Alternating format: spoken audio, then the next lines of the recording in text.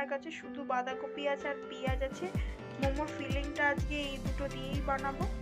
তো চলো দেখি।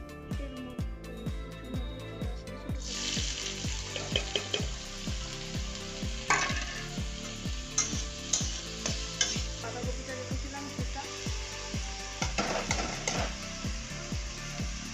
দিয়েছি, ফাটিয়ে রাখা ডিম,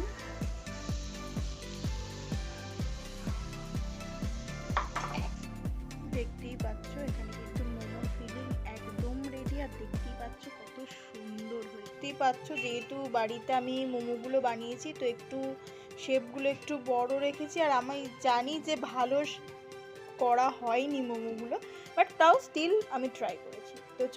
তো তোমরা দেখতেই পাচ্ছ মোমোটা রেডি। আর মোমোর কালারটা এমন হয়েছে কারণ মোমোটা আটা দিয়ে বানানো।